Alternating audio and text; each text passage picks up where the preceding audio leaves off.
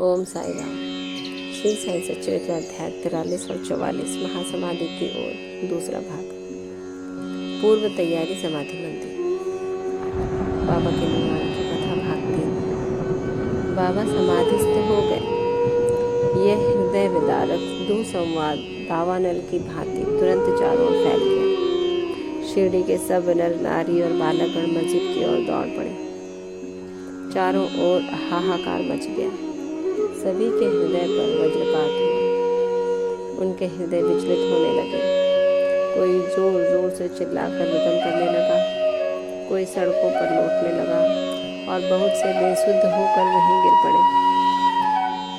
प्रत्येक की आंखों से झरझर आंसू गिर रहे थे। प्रलय काल के वातावरण में तांडव नृत्य का जैसा दृश्य उपस्थित हो जाता है, वही गति शिरडी के नर नारियों के रुदन से उपस्थित हो गई। उनके इस महान दुख में कौन आकर उन्हें धैर्य बंधाता, जबकि उन्होंने साक्षात सगुण परब्रह्म का सानिध्य खो दिया था। इस दुख का वर्णन भला कर ही कौन सकता है। अब कुछ भक्तों को श्री साईं बाबा के वचन याद आने लगे।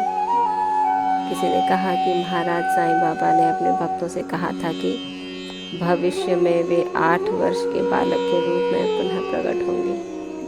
कृष्ण अवतार में भी चक्रपाणी भगवान विष्णु ने ऐसी ही लीला की थी।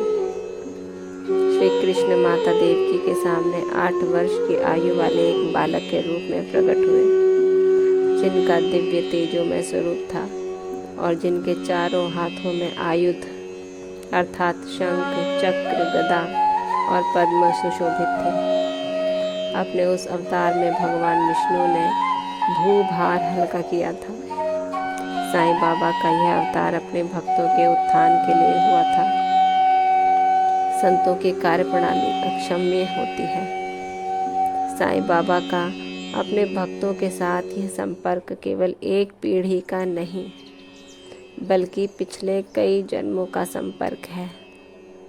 ऐसा प्रतीत होता है कि इस प्रकार का प्रेम संबंध विकसित करके महाराज श्री साईं बाबा दौरे पर चले गए हैं और भक्तों को दृढ़ विश्वास है कि वे शीघ्र ही पुनः वापस आ जाएंगे। ओम साई राम। बाबा ने अपने जीवन काल में सभी को प्रेम भाव से रहना सिखाया। बाबा ने सभी को सही मार्ग दिखलाया। उन्होंने अमीर गरीब और जाति पाति का भेद भुलाकर केवल एक ही मार्ग लोगों को चलने के लिए उद्धत किया। उन्होंने केवल यही बताया कि सबका मालिक एक है।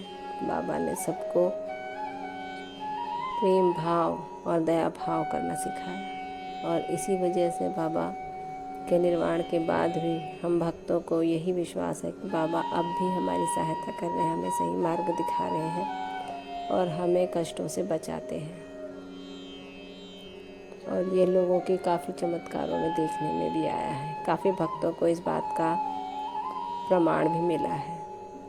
इसी के साथ ये अंश यही और इसी प्रकार हमें भी बाबा पर अटूट विश्वास रखना चाहिए। वो हमारी अपने आप ही सहायता करते हैं। इसी के साथ ये अंश यहीं समाप्त होता है। कल अगला अंश बाबा की महासमाधि की ओर में चौथा भाग का अध्ययन होगा। तब तक ओम साई राम।